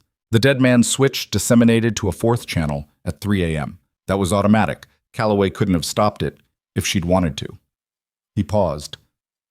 "Pruitt attempted to invoke classified protocols to suppress the proceedings. That attempt failed because the oversight authority that Callaway works within is specifically designed to be immune to that invocation. It's part of the reform structure from a congressional act 8 years ago that almost nobody knows about." Emily kept her eyes on the chart she was updating. "Almost nobody. Callaway knew about it. She's been building toward this specifically because of that provision." He was quiet for a moment. "Pruitt is in federal custody as of approximately 40 minutes ago. The arrest was made at his home in the Capitol. His personal legal team has been notified. The arrest was not quiet." He said those last 4 words with a particular emphasis that she read correctly. Not quiet. Which meant people knew. Which meant the specific leverage that Pruitt had used for 22 years. The leverage of operating in darkness, of being the person who knew things that others didn't, of the threat implicit in that knowledge, was gone. You couldn't operate in darkness when your arrest made noise. "The agent Callaway mentioned," Emily said. "Barlow, the liaison embedded in the regional field office. Also in custody, the vehicle he was in on Crane Avenue when the formation arrived. That vehicle is now evidence." Dyke looked at his hands for a moment, which was the first entirely unguarded thing she'd seen him do. "Barlow has been in Pruitt's orbit for 9 years. That's 9 years of corrupted oversight in this region. What that means for ongoing cases and prior decisions is going to take months to untangle. But it will be untangled. Yes." She finished the chart entry, moved to the next patient. "And the 4 operators at this hospital tonight? Federal charges. All 4. He looked at her. "Emily, we're going to need your formal statement, a complete account of everything that happened tonight from the moment John Doe was brought in. It'll be recorded, it'll be used in multiple proceedings, and it'll be part of the public record to the extent that these proceedings become public. Which they will. Which they will, he agreed. Things of this scope don't stay classified. There's too much of it. Too many agencies, too many charges, too many records already disseminated to people who aren't within the classification structure. He leaned forward slightly. Your name will be part of that record. Everything you did tonight, the decisions you made, the route you took, how you assessed and responded to a tactical situation in a hospital basement, all of it will be documented. She thought about that. Is that a warning or an observation? It's relevant information, he said. There's a difference between people knowing what you can do and people knowing what you did. One of those is abstract. The other is a specific account with specific details. Your personnel file says former Army, trauma nurse. After tonight, the record will say considerably more than that. She looked at him. You've read my personnel file. We pulled files on everyone in this building when Calloway gave us the hospital name. Standard procedure. He held her gaze. Your service record was attached. The full version, not the summary. The forward surgical team. The firebase rotations. The commendation that was filed and then buried because of a bureaucratic restructuring in your unit during transition. He paused. Someone at this hospital has had access to that file for 3 years. And didn't read it, she said. Apparently not. She turned back to the chart, finished the entry, set down the pen. The commendation, she said. She hadn't thought about it in years. A piece of paper that had been generated in a system that had subsequently reorganized attached to a file that had followed her out of the Army and into a nursing program application that someone had stamped and processed without opening anything beyond the credential verification section. It's in the record, Dyke said, the full record, and after tonight's events are documented, it will be considerably less buried. She didn't know what to do with that, so she did what she usually did with things she didn't immediately know how to handle. She filed it and kept moving. When do you need the statement? She asked. This morning, a few hours. He stood. Get some sleep first. There's a debrief facility. I'll stay here, she said. I have 6 hours left on my shift. He looked at her for a moment, then nodded, with something that might have been the beginning of a different kind of respect than the kind she'd seen on his face when he first approached her car on the county road. That look had been professional assessment. This was something else. He left. She went back to the charts. At 5:40 a.m., Garrison Holt walked into sublevel trauma. He wasn't supposed to be there. His rotation didn't start until 7 a.m., and sublevel wasn't his floor in any case. But he'd been called in by Vickers at some point during the night's events, and he'd arrived in the way that Holt arrived at things, assuming that whatever had happened had required his specific presence and arranging his expression accordingly. He stopped when he saw Emily at the nursing station. Something moved across his face that was hard to categorize. He looked at the federal personnel still present in the ward, 2 of them, completing documentation on the far end of the corridor. He looked at the secured evidence markers on the door of the bay where Nathan had been treated. He looked at Emily, sitting at the station she'd been working at for 3 years, doing what she'd always done. Hart, he said, the same way he always said it. Dr. Holt. He looked at the ward around him again. His mouth opened and then closed, because whatever he'd prepared to say had apparently collided with the reality of what he was looking at. The patient admitted last night, he finally said. The unidentified. Was that? That's going to be in the federal record, she said. If you need information about the clinical aspects of his treatment, my documentation is complete. It'll be available through the appropriate channels once the legal team clears it. He blinked. You treated him? Yes. Alone, without. I have the credentials, she said, and the rotation clearance. It's documented. She looked at him steadily. It's all documented. He stood there for a moment longer. The particular expression on his face was one she didn't have a ready category for, because it wasn't any of the expressions she was accustomed to seeing directed at her. It was something closer to a man encountering information about someone he'd thought he already understood and finding out the map was wrong. She turned back to the chart. He left without saying anything else. But Randall Vickers came to sublevel at 6:15 a.m., and unlike Holt, he didn't try to do the thing where he framed his uncertainty as authority. He came in and he stood at the station, and he looked at Emily and he said, I owe you an explanation, and possibly an apology. She looked at him. I authorized access to the records system, he said, for people who were not what I believed them to be. And I did that I didn't consult nursing staff. I didn't consult anyone from clinical.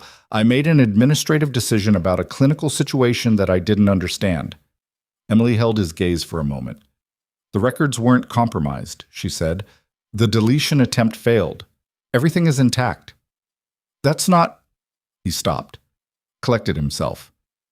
The deletion attempt failed because of a system safeguard that I also didn't know about, which means the outcome was fortunate rather than the result of good judgment on my part. He looked genuinely uncomfortable, which was not something she'd seen on Randall Vickers' face in 3 years.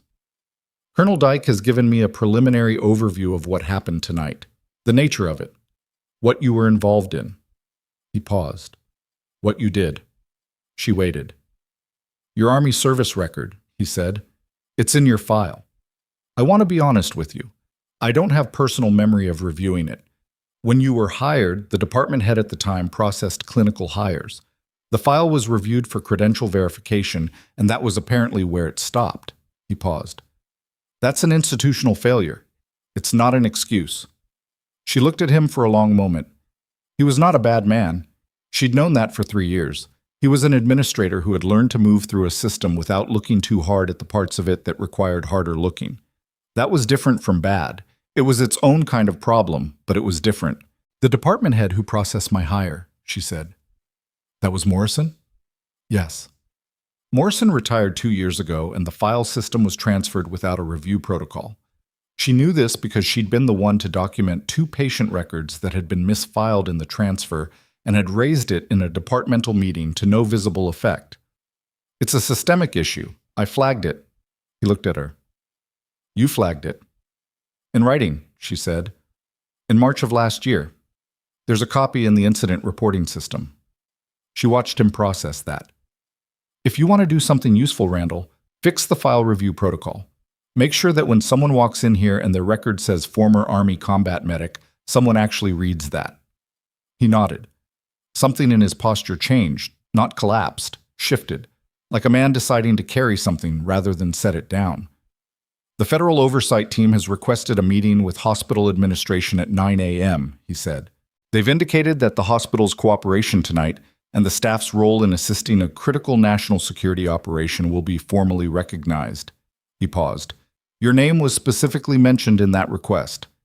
She didn't say anything. I'll be at that meeting, he said. I want you there too. Not as support staff, as he seemed to search for the right framing and not quite find it, as someone who should be in the room. It was not a perfect thing to say. It was not a beautifully constructed acknowledgement. It was a man who was better at administration than at language trying to say something real, and she recognized the attempt for what it was. I'll be there, she said. He left. At 7:30 a.m., Nathan Cross was transferred from Hargrove Air Base to a secure medical facility whose name Emily was not given, but whose protocols, when Dyke described them briefly, told her it was military adjacent and considerably better equipped than Raven Crest sublevel for managing a patient with his specific history. Before the transfer, he asked for a phone. He called her. She stepped into the medication room for the call, the only space in the ward that was briefly empty. She stood by the locked cabinet and listened to his voice come through the receiver. Shoulder's going to need surgery, he said. The military surgeon said you did good work stabilizing it. Said the secondary closure was, she used the word precise. The surgeon was being generous. I was working in a basement with portable light. She didn't seem like the generous type. A pause. Calloway says the dissemination is complete. All 4 channels. The criminal referrals have been filed. Pruitt's legal team is going to try to classify everything, which they can try, but the congressional provision that makes Calloway's oversight immune to that invocation means they're going to fail. Another pause. It's moving. Good. The people on my team, he said. The ones who didn't make it out. What happened to them is in the operational records on both drives. All of it. The authorization orders, the cover documentation, the falsified incident reports. His voice was level, but she knew what that level tone was containing. It won't bring them back. No, she said, but it means they're accounted for. He was quiet for a moment. Solis, Calloway's analyst, she's in the files too. The authorization for what happened to her. Pruitt signed it personally. Emily held the phone. Calloway knows? She'll see it when she reviews the full drive contents. He paused. I wanted her to know from me first. I told her this morning. A beat. She already knew. Somehow she already knew, and she'd been carrying it for 14 months and still building the case. Still doing it right, through the right channels. He stopped. I don't know what that kind of dedication looks like from the inside, but it looks like something from the outside. She thought about 14 months of carrying something that heavy in the right direction. It looks like someone who knew the only way to honor it was to finish it, she said. A pause. Yeah. She looked at the locked medication cabinet, at the roster sheet on the wall, patients, medications, times, her handwriting in the columns, the ordinary architecture of a shift that was going to end and be followed by another one. When you're recovered, Nathan said, and when the hearings start, you'll be called to testify. Calloway's team will prepare you, but I want you to know it's coming. Your account of tonight is the civilian chain of custody for everything that happened in this building. That matters legally. I know. And your name is going to be public. You told me that already. Dyke told me. I know. I'm telling you again because... He stopped, started differently. Because the people in that hospital have been looking past you for 3 years. And what happens next means that's not going to be possible anymore. And I want to know if you're ready for that. She thought about Holt saying her name like a misfiled form, about Vickers and the file system and the March memo that nobody had read, about 6 years of walking into rooms where people saw nurse and stopped looking. I've been ready, she said, for a long time. A longer pause. When he spoke again, something in it was different, quieter. I know, he said. I could tell in the first 60 seconds. She leaned against the cabinet. Outside the medication room, the ward was coming into the 8 a.m. rhythm. Shift handoff, the sound of a gurney, Dara's voice explaining something to an incoming nurse. The ordinary sound of the place continuing. Take care of the shoulder, she said. Take care of your arm, he said. The scrape. Get it properly dressed. She'd mentioned it in passing, hours ago. She'd forgotten she had. I will. Okay, he said. She waited for more and realized there wasn't more. He wasn't a person who extended conversations past their natural end, which was something she respected. She said goodbye and hung up. She stood in the medication room for 30 more seconds, let the quiet of it sit. Then she went back out to the station. Boomed. The 9 a.m. meeting was in the third-floor conference room. The good one, the one with the window that faced the harbor, the one that administration used for board presentations and credentialing committees, and the kind of meetings that nursing staff were informed of after the fact. Emily arrived at 8:58 in her scrubs, having not gone home, having not slept, having completed her shift documentation and handed off to the incoming charge nurse with full briefing notes that were, as always, more thorough than anyone expected. Dyke was there. Calloway was there. Emily's first time seeing her in proper light, and she looked exactly like what she was, someone who had not slept and did not particularly care. Vickers was there, 2 of the federal oversight team attorneys, a woman from the hospital's legal counsel who looked like she'd been given 30 minutes notice and had used those 30 minutes well. Garrison Holt was not there. Vickers had placed Emily's nameplate at the table rather than against the wall, which was where nursing staff were usually positioned in administrative meetings. She sat down at the table. Calloway looked at her across it. Something passed between them. Not warmth exactly. The situation was too large and too recent for warmth. But recognition. The specific recognition of 2 people who had been operating in the same direction without knowing it. The meeting started. Dyke spoke first, and then one of the oversight attorneys, and then Calloway, whose account of the 14 months of case building was delivered with the same precision Emily was beginning to understand was her default mode, factual, sequential, without flourish. When Calloway reached the events of the prior night, she said, Emily Hart is the reason the physical evidence chain is intact. Without her actions in this hospital, Nathan Cross doesn't survive to transfer the drives. Without her knowledge of this building and her judgment under pressure, Pruitt's team recovers the evidence and we have testimony without documentation, which is winnable but slower and less certain. She looked at Vickers. That's a clinical assessment of the situation, not a compliment. I want to be clear about what the evidentiary reality is. Vickers wrote something down. Ms. Hart, the oversight attorney said, we'd like to formalize your cooperation as a protected witness in the federal proceedings against Director Pruitt and his associates. This provides you with legal protections during the testimony period and afterward. We'll need your signed agreement before this meeting concludes. Emily looked at the document placed in front of her. She was 31 years old, had been awake for 26 hours, had sutured a wound in a basement, fought a man in a records room, driven through a surveillance net, and sat with a man on a rooftop access walkway over a 40-foot drop, talking about what past tense meant. She'd done her entire shift's documentation. She'd briefed her replacement fully. She picked up the pen. She was halfway through signing when the door to the conference room opened. Not knocked. Opened. By a man in a suit who was not part of anyone's meeting invitation, carrying a leather briefcase, and the expression of someone who had been given instructions by a person with considerable resources and was executing those instructions regardless of what was already in progress. He looked around the room. His eyes found Emily's nameplate. I represent Director Pruitt's legal interests, he said. I have an emergency injunction filing that— You're in the wrong room, Calloway said. The filing pertains to evidence gathered in this— The filing is for federal court, Calloway said, standing. This is a hospital conference room. You don't file injunctions in hospital conference rooms. And if you've been practicing law long enough to represent someone at Pruitt's level, you know that. She looked at him with the expression of someone who had anticipated this specific move. Whatever you're holding, file it with the district court clerk's office. If it has merit, we'll address it there. If it's an attempt to create delay by conflating the locations of proceedings, your client is paying you a great deal of money for something that isn't going to work. The attorney stood in the doorway. Close the door on your way out, Calloway said. He closed the door. Emily finished signing. She set the pen down, and as she did, she became aware that everyone in the room was looking at her.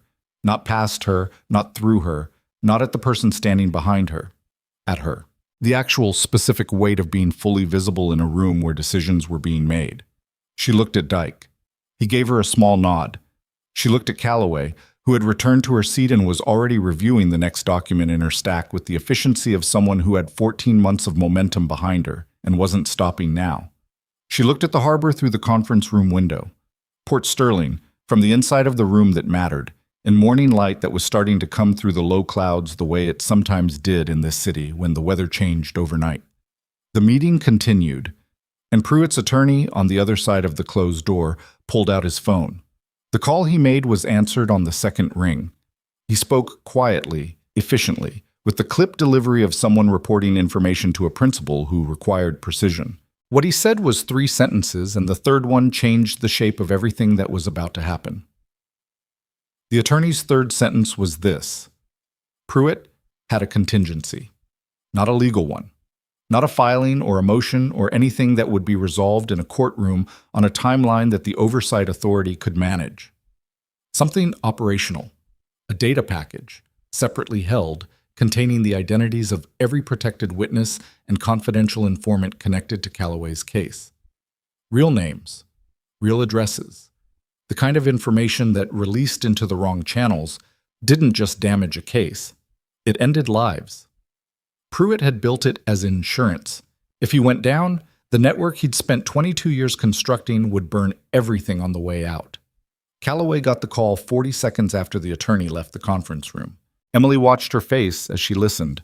The controlled stillness of it, the slight tightening around the eyes, that was the only external evidence of what she was processing. She hung up, looked at Dyke. The contingency file, she said.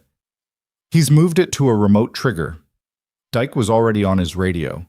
Emily looked at the table, at the signed agreement in front of her, at the harbor through the window, the morning light now fully through the clouds, the kind of flat gray brightness that Port Sterling got in spring before it decided what kind of day it was going to be. She thought about what Nathan had said on the phone. It's moving, the confidence in it, the 14 months of work behind it. And she thought about Pruitt, in federal custody somewhere in the capital, who had spent 22 years being the person who decided who was expendable, and who was now, for the first time in those 22 years, in a position where his options were narrowing in real time, and he knew it. Men like that always had a contingency. She'd known enough of them, not at Pruitt's level, but the architecture was the same, to understand that the contingency was usually the last thing they believed in. The final proof that they still had power, that they could still make the room feel their presence even when they were no longer in it. "How is it triggered?" she asked. Calloway looked at her. "A code, entered remotely through an encrypted channel. If Pruitt enters the code, the package distributes automatically. And if someone else enters it, or if the channel is disrupted?" "The channel is the vulnerability," Dyke said from across the room. He had one hand on his radio and the expression of a man relaying information faster than he was speaking it. "Hargrove's Signals Intelligence Unit identified the channel architecture 40 minutes ago. They've been working to isolate it." He paused. "Pruitt's legal team buying time with the conference room visit. That was the point. Buying time for Pruitt to enter the code before we could shut the channel down." "Did he?" Emily asked. Dyke listened to his radio for 3 seconds. "No, channel is dark. Hargrove shut it down 12 minutes ago." He let out a breath that was not quite relief, more like a man crossing something off a list that had been written in a very high-stakes margin. "The contingency is inert." Calloway set her phone face down on the table. She sat down. For the first time since Emily had met her, she looked tired. Not defeated. Not even close to defeated. But the specific tiredness of someone who had been moving toward a thing for so long that reaching it felt less like victory and more like the moment when your body finally presents you with the bill. "He had 22 years, she said, mostly to herself. And in the end, the thing that stopped him was a signals intelligence unit at a regional airbase that someone called at 2 a.m. because a nurse knew which maintenance tunnels ran under a hospital." She looked at Emily when she said the last part. Emily didn't say anything. She didn't think it needed a response. Wallace Pruitt was formally charged at 11 a.m. that morning in proceedings that were not sealed. Calloway's oversight authority had made a specific determination, supported by the 4-channel dissemination of the drive's contents and the evidentiary weight of what had happened in Port Sterling overnight. That classification was not appropriate, and that public accountability was. The charges were read into a federal court record that was open to legal observers, which meant it was open to journalists, which meant it was no longer something that could be walked back or buried or reclassified into manageable obscurity. 18 counts. The specifics were legal architecture, conspiracy, obstruction, wrongful death authorizations dressed in the language of statutes. But what they described was 22 years of a man deciding who mattered and who didn't, and acting on that decision with the resources of a national security apparatus behind him. Emily didn't watch the proceedings. She was asleep by 11 a.m. in the on-call room on the second floor that she'd used exactly twice before in 3 years, both times during back-to-back shifts when the commute home stopped making sense. She slept for 6 hours without dreaming, which was unusual for her, and when she woke up, the light through the narrow window had shifted to afternoon and her phone had 14 messages. She read them in order: 3 from Dara, 2 from hospital administration, 1 from a number she didn't recognize that turned out to be Calloway's direct line, 4 from journalists whose numbers she had no idea how they'd obtained, but who had managed it in the time she'd been sleeping, which told her something about how public the proceedings had become. 1 from her brother in Tacoma, who had seen something on the news and wanted to know if she was all right. 1 from Dyke, and 1, at the bottom of the list, from Nathan's number, the phone Calloway's team had provided him at the secure facility. "Surgeon says 8 weeks. Testified remotely this morning. It's in the record. All of it." She put the phone down, looked at the ceiling of the on-call room, which was the same institutional tile it had always been, the same water stain in the southeast corner that she'd noticed her first week and had noted in a maintenance report that had never been resolved. She thought about the commendation that had followed her out of the Army in a file nobody opened. About 6 years of walking into rooms where being seen clearly was something that happened to other people. About the particular loneliness of knowing what you were capable of in a context where the people around you had already decided what category you fit in and had no real interest in revising it. She'd made a kind of peace with that, not a cheerful one, more the kind of peace that comes from deciding you're going to do the work regardless of who's watching, because the work matters and you're the one who can do it, and those two facts together are enough to get up in the morning. What she hadn't expected was this: the night that made the category impossible to maintain. The federal commendation hearing was held 3 weeks later at Hargrove Air Base, in a building Emily had never been inside before that smelled like any other government building. Carpet, recycled air, the particular odor of institutional wood paneling that had been there since the 1980s and was too established to remove. It was not a large ceremony. Dyke had warned her it wouldn't be. These proceedings were formal rather than theatrical, which she'd told him she preferred, and she'd meant it. There were federal oversight representatives.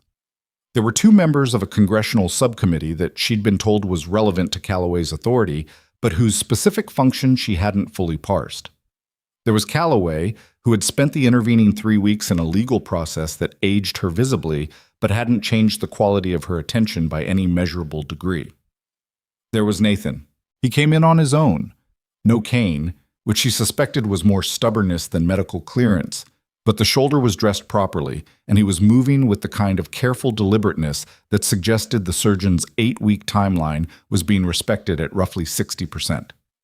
He looked better than he had in a hospital basement at midnight, which was a low bar, but he also looked like himself. The self she'd calibrated over the course of a single night's worth of sustained crisis, which was, she'd found, a more accurate read of a person than months of ordinary circumstance. He found her before the proceedings started. They stood in the corner of the room, the way 2 people stand when they've been through something together that doesn't fit easily into small talk. "How's the arm?" he asked. "Healed. How's the shoulder?" The surgeon said, "Impressive field closure," and then looked annoyed about it, which I think means it healed better than she expected. She should lower her expectations for basement sutures. Better outcomes that way. He almost smiled. "You're not going to make this sentimental." "I'm going to make it accurate," she said. "There's a difference." He looked at her for a moment. Something in it was direct in a way that he hadn't allowed himself during the operational part of things, when there had always been a next thing to do, and the next thing had been a reasonable barrier against the weight of the larger situation. "I've been thinking about what you said, on the county road, that you'd been ready for a long time." "I meant it." "I know. That's the part I've been thinking about." He paused. "The people who missed it, Holt, Vickers, whoever processed your file and stopped reading, they didn't just fail you. They failed the patients in your ward every shift because they had a resource they didn't know how to see." He said it without heat, just the flat, honest accounting of it. "That's the part that makes me angry, actually. Not the missing it, the not looking." She'd had 3 weeks to think about the same thing, and she'd arrived somewhere more complicated than anger. Anger was clean and motivating, but it didn't explain the full mechanism of how a person stood in front of a file for 3 years and never opened the right section. What that required was not malice, but the specific combination of assumption and incuriosity that lived in institutions. The way categories, once assigned, created a kind of perceptual gravity that made seeing past them genuinely difficult. The nurses stand at bedsides. The administrators make decisions. The doctors review the charts. Everything in its place, and the file in the place for files, and the combat medic notation in the section nobody thought to read because combat medics didn't work in sublevel trauma on overnight rotations. Until one did. Until it mattered. "I know," she said. "But I also think..." She considered it. "I think there are a lot of people in a lot of buildings right now who are exactly what they look like on the outside, and also considerably more than that. And nobody's bothered to look past the surface label, and most of them will never get a night that forces the issue." She paused. "I did. That's the thing I keep coming back to. I got the night. Most people don't." Nathan was quiet for a moment. "That's a very specific kind of grace." "Or a very specific kind of luck," she said. "I haven't decided which." He nodded, slowly. "Either way." Either way, she agreed. Dyke administered this commendation. He read the language of it into the official record in the flat, precise cadence of a man who respected ceremony without being theatrical about it, which she appreciated. The language described the events of the night in terms that were accurate and formal and would become part of the public record of the Pruitt proceedings, referenced in the federal case documentation attached to Calloway's oversight files, accessible to anyone who looked for it in the right channels. She stood and received it. The physical form of it was a document in a folder, not a medal, which she'd half expected, but a formal citation with the relevant agency's seals and the specific language of what she'd done and why it mattered legally and operationally and as a matter of human record. She held it, and the room was quiet in the particular way of a room where something real has just happened and the people in it know it. Dyke looked at her. He said, "You were never just a nurse, Ms. Hart." The words landed differently than she'd expected, not because they were revelatory. She'd always known what she was and what she could do, had carried that knowledge through 6 years of being categorized otherwise. They landed differently because of who was saying them, in what room, with what record now attached to her name, because of the distance between the version of those words as something she'd simply known about herself in private, and the version of them as something spoken aloud into an official proceeding with witnesses. She looked at him. "I was always just a nurse," she said. That was never the small thing everyone assumed it was. He held her gaze for a moment, then nodded, the particular nod of a man revising something. The room stood. Not theatrical, not coordinated. People simply stood, the way people stand when the weight of a moment becomes vertical. Calloway.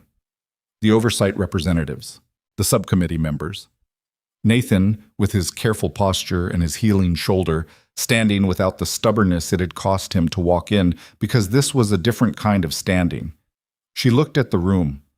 She had never needed it, had been doing the work without it for long enough that the doing was its own justification. But she was human enough to feel what it meant when it arrived.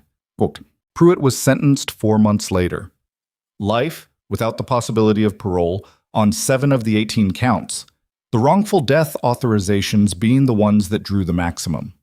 The network exposed by the drives yielded 11 additional convictions over the following 8 months, including Barlow and 4 senior officials whose names Emily didn't recognize, but whose positions, when she read them, told her they'd been making decisions about things that affected people like her for a very long time. Agent Solis was formally exonerated in a posthumous review that Calloway had included in the case package from the beginning.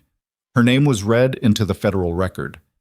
Calloway attended that specific proceeding alone, and Emily didn't ask what that was like, because some things didn't require asking. The 4 operators from Raven Crest pled to federal charges and received sentences that the legal observers described as appropriate and that Emily read as the justice of people who had believed they were protected by the scope of what they were doing, discovering that the scope was exactly what condemned them.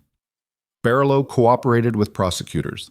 His cooperation reduced his sentence and also produced, as a secondary effect, the identification of 3 additional network members who had not been on either drive. Calloway called this a good outcome with a complicated taste, which was an honest description. At Raven Crest, the file review protocol was updated. Vickers pushed it through the credentialing committee in the month following the proceedings. And it was not a dramatic reform. It was a procedural change. 3 additional fields in the credential review checklist, a requirement that prior service records be read in full by a clinical supervisor rather than processed by an administrative intake function.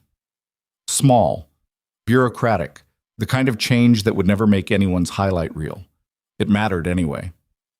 Small procedural changes were how institutions absorbed hard lessons without necessarily understanding them, and Emily had enough experience with institutions to know that absorption was most of what you could realistically hope for.